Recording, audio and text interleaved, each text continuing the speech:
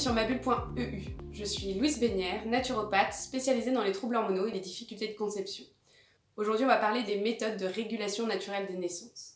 Alors, qu'est-ce que c'est qu'une méthode naturelle de régulation des naissances ? Eh bien, ça va être l'identification par la femme elle-même, par l'observation des signes de son corps, de la période fertile, afin de réguler les naissances, c'est-à-dire soit programmer une conception, soit au contraire, espacer les naissances. Ces méthodes ne sont donc pas des méthodes chimiques, ni des méthodes mécaniques, comme peuvent l'être par exemple le stérilet ou le préservatif. Elles vont entièrement reposer sur l'observation de son corps.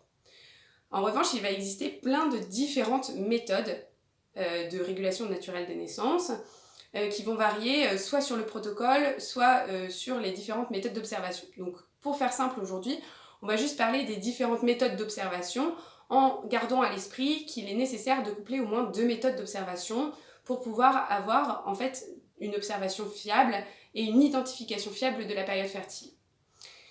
Donc on va parler d'abord de tout ce qui va être la température, donc les méthodes qui vont reposer sur le calcul de la température. Eh bien, ce qu'il faut savoir, c'est que la température du corps féminin change en fonction de l'ovulation. Donc c'est-à-dire que vous allez avoir une température au début qui va être plate, au moment de l'ovulation vous allez avoir une chute de température qui va ensuite remonter et faire un plateau durant la phase lutéale. Donc cette observation de la température nécessite quand même quelques petites précautions d'emploi. Il faut pour que la température soit bien prise, être prise le matin avant de sortir le pied du lit et en se levant à heure fixe. Donc c'est pas pour tout le monde. Ensuite, on va avoir tout ce qui va être les observations de ce qu'on appelle la sensation. Quand le corps féminin va passer d'une phase à une autre, eh bien, il va sécréter des glaires, de l'humidité et un certain nombre d'autres phénomènes. Donc la phase fertile va être marquée par la sécrétion de la glaire dite fertile dans laquelle va vivre les spermatozoïdes. Et donc, l'idée, ça va être de sentir ce moment où le corps devient humide. Donc pour ça, c'est basé sur l'exercice de la sensation. Comme quand vous avez votre main moite, vous n'êtes pas obligé de regarder si votre main est moite, vous savez qu'elle est moite. Et bien c'est pareil au niveau du vagin. Donc la sensation ne peut pas être utilisée à elle seule, comme la température par exemple, il faut coupler les deux, donc c'est ce que propose par exemple la symptothermie. Après on va voir toutes les méthodes de régulation des naissances qui vont reposer sur les observations de cette fameuse glaire dont je vous parlais, dans lequel se nourrissent les spermatozoïdes. Et bien là, l'enjeu va être donc d'identifier cette glaire, soit en allant la chercher au col. Donc là, il va falloir mettre les doigts jusqu'à l'entrée du col de l'utérus, donc dans le vagin jusqu'à trouver le col de l'utérus.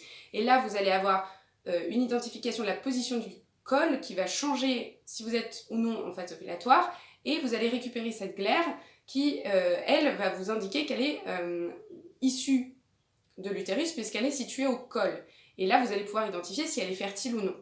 Il y existe aussi d'autres manières de récupérer cette glaire, c'est-à-dire simplement en passant un papier avant d'aller aux toilettes pour pouvoir vérifier s'il y a eu sécrétion ou non de la glaire. Et là, on va avoir différents critères qui vont permettre d'identifier s'il s'agit de perte vaginale ou au contraire de glaire et si celle-ci est fertile.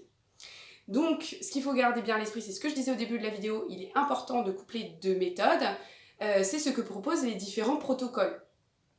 C'est très rare qu'on ait une méthode qui va être uniquement sur une façon de faire. L'intérêt en fait de se connaître et de connaître sa phase fertile, ça va être aussi d'identifier tout ce qui va être troubles hormonaux, parce qu'on a des grilles de lecture qui nous permettent de dire ce qu'est un bon cycle féminin, un cycle féminin qui va bien, et donc le fait d'être en mesure d'identifier les différentes phases, d'identifier les différentes sécrétions vaginales, vont permettre aussi d'identifier les troubles attenants au cycle féminin, et donc à l'ensemble de la santé des femmes.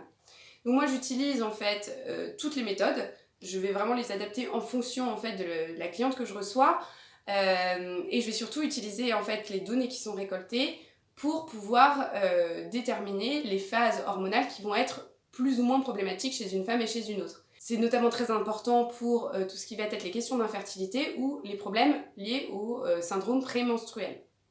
Donc voilà, là avec ça vous avez une petite idée de comment ça fonctionne. Est-ce que c'est sûr à 100%? Donc c'est la question cruciale. Eh bien, en fait, si vous faites une bonne observation, si vous connaissez bien votre corps, évidemment que vous allez, de manière très fiable, identifier votre période de fertilité. Mais la véritable question qui est celle des méthodes de régulation des naissances, des méthodes naturelles de régulation des naissances, eh bien ça va être la question de la discipline et de la volonté. C'est-à-dire que vous savez que vous rentrez en période fertile, mais là il va falloir dire non à un rapport sexuel. Et là, normalement, ça se fait à deux. C'est pour ça qu'on considère en général que c'est une démarche du couple et non pas que de la femme, parce qu'il faut être deux pour accepter ces méthodes et pour pouvoir les mettre valablement en place. Donc c'est une méthode qui est complète parce qu'elle parle à l'esprit, au cœur, au corps et en fait à la connaissance de soi. Donc c'est un magnifique chemin et c'est la meilleure manière de vivre sa sexualité, je pense.